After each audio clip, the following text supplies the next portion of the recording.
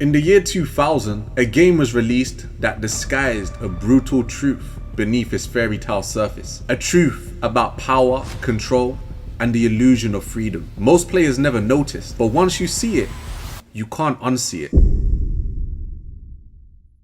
FF9 was one of those games that had to grow on me. It's the rare game that my sister had to persuade me to try. I was coming from Final Fantasy VIII where the characters looked realistic. Well, as realistic as a year 2000 32-bit game could be. But when I finally gave 9 an honest shot, I really liked it. It felt like a real fantasy world. A place where literally anything could happen. It wasn't boxed in by realism. But beneath this colourful world, there was something darker. A hidden message few ever noticed.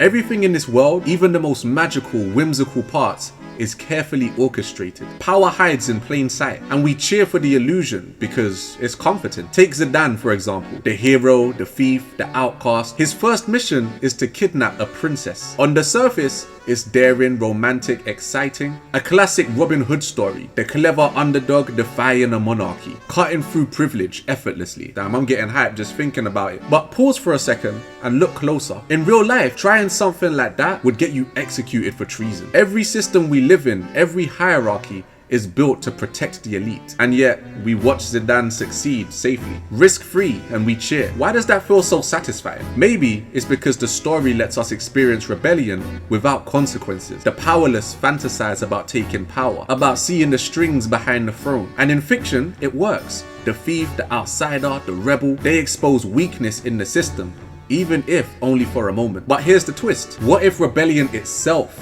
is a part of the system? What if Zidane's success isn't a rebellion at all, but a controlled demonstration? A performance designed to make the elites look fragile while keeping them firmly in control. In the 17th century, there was a young man in Great Britain, went by the name of Guy Fawkes. Him and his band of rebels plotted to blow up Parliament in 1605. A bold attempt at a rebellion. But the plot was discovered before it ever got off the ground. And instead of inspiring change, which was one of his goals, the government turned it into a cautionary tale, a way to tighten control and instill fear. Yo, even today, kids celebrate by burning full-grown, man-sized dolls of Guy Fawkes. As a kid, I didn't even realize Guy Fawkes was a real dude. I just thought he was a witch or a scarecrow or something. We would burn him every year. It's fascinating and a little unsettling. Rebellion can feel thrilling, but the system always finds a way to contain it. Zidane is the designed revolutionary, the one whose defiance teaches us how fragile power seems without ever breaking it. We crave, as humans, for some sort of rebellion, some way to see the rules bent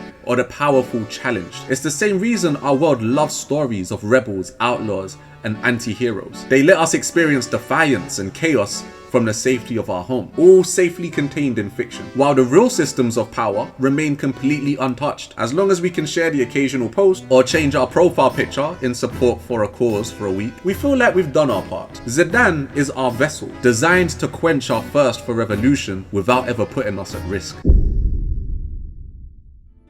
Dagger, the princess raised in luxury, surrounded by power and protection. Everything she touches, every choice she makes, is guided by expectation, by a world built for her. She doesn't walk the streets. She never faces real danger the way others do. And yet her every decision ripples across the kingdom. She is trapped by her privilege. She's kind-hearted and she genuinely cares about others. Yet every word she speaks carries weight. They matter far more than they should. A single misstep could spark conflict or ignite a war. Her compassion is constant, but it comes with the burden of consequences she can't escape. A lot of times, we view privilege through this lens of anger. We quickly jump on them for their oversights and never give them credit for the good they do. I'm also guilty of this. It's a very human trait. We often view people better off than us with a slight level of disdain. Think of any celebrity, Justin Bieber for example, at only 12 years old. Imagine adults sending death threats to a 12-year-old, flooding his Twitter feed. How many nights do you think he cried